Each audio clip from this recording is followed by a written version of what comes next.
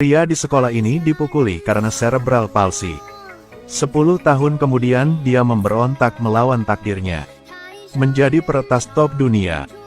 Hari itu dia menggunakan nomor telepon palsu untuk menelepon polisi. Pukul 10 pagi besok seseorang ingin merampok bank. Pencurinya adalah Sen Ge yang selama ini kalian cari. Meski polisi Truong menganggap ini kasus palsu, tetapi dia tetap mengikuti prinsip bahwa lebih banyak lebih baik daripada dihilangkan. Jadi saya pergi ke gerbang bank pagi-pagi sekali untuk mengawasinya. Dengan sangat cepat, sebuah kendaraan lintas alam menarik perhatian polisi. Seperti yang diharapkan, orang-orang yang turun adalah bandit berkacamata hitam dan bertopeng.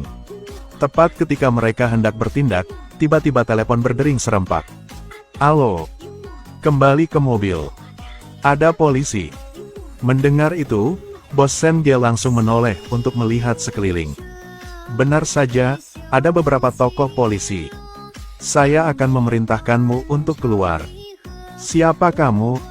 "Cepat masuk ke mobil." Jadi mereka segera mengikuti instruksi pria itu dan segera masuk ke dalam mobil dan pergi.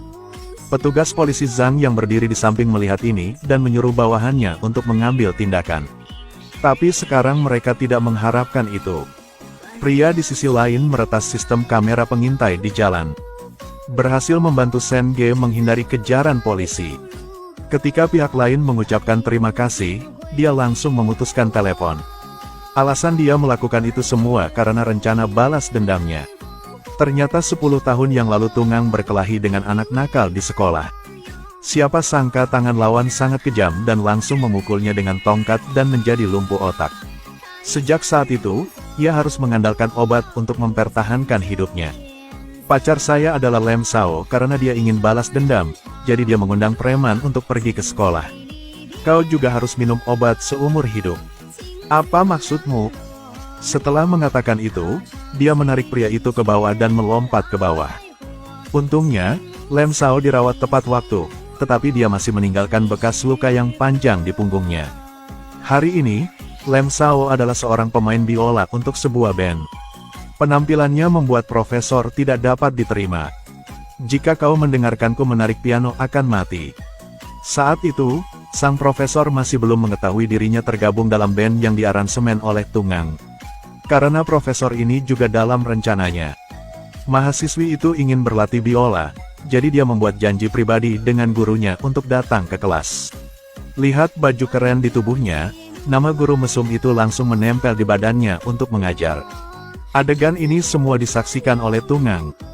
Guru ini juga tidak menyangka bahwa gadis di depannya adalah putrinya sendiri.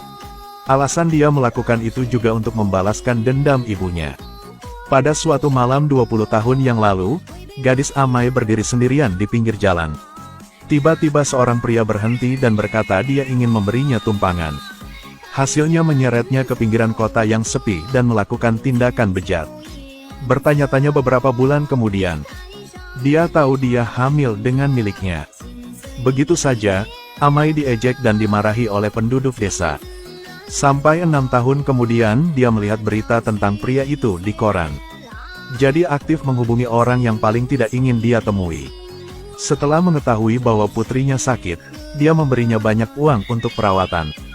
Ketika dia melihat bahwa dia tidak memiliki hati nurani, dia berbalik dan pergi, katanya.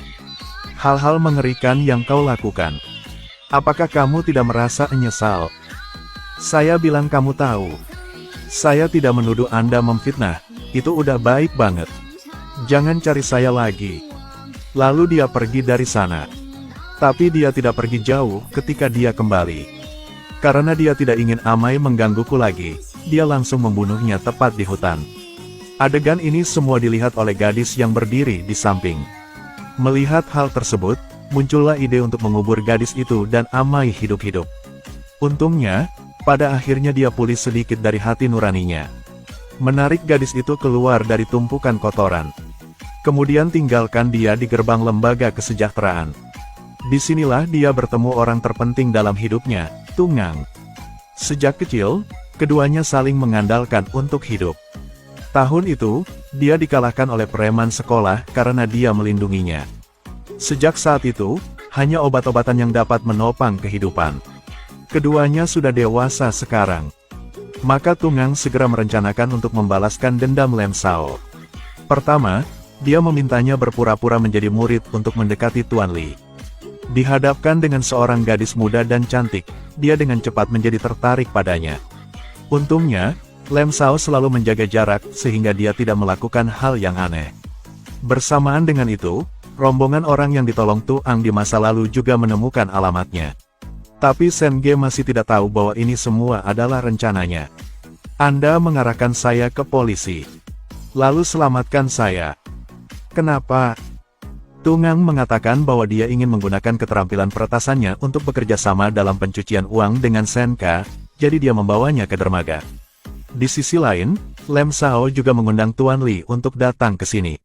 Sekarang semua orang penting telah berkumpul. Drama yang bagus akan segera dimulai. Saya mau lapor polisi. Anjing saya menemukan mayat di hutan dekat Cham Gia Chau di Nguyen Tan. Lebih tepatnya, itu adalah kerangka. Untuk membalaskan dendam pacarnya, Tungang punya rencana. Menerima laporan polisi segera ke tempat kejadian. Memang menemukan kerangka di hutan. Setelah pemeriksaan forensik ditentukan bahwa itu adalah seorang wanita parubaya. Waktu kematian adalah 15 tahun. Melalui penyelidikan terhadap mereka yang hilang, polisi memastikan bahwa identitas korban adalah Amai. Penanggung jawab kasus ini adalah petugas polisi Zhang. Dia menyelidiki semua orang yang terkait dengan korban sebelumnya. Tapi tidak menemukan petunjuk apapun. Pada saat Zhang tua sedang pusing tentang hal ini, tiba-tiba tim mendapat telepon dari Tungang. Apa yang kamu temukan? Tungang. Dermaga Tianmen memiliki drama hebat yang sedang berlangsung. Kenapa kamu tidak datang dan melihat? Berpakaian berbeda sekarang. Li Tua juga pergi ke Marina. Tapi ternyata orang yang menunggu dia adalah Tungang. Dia tidak mengatakan bahwa dia benar-benar mengungkap kejahatannya 10 tahun yang lalu.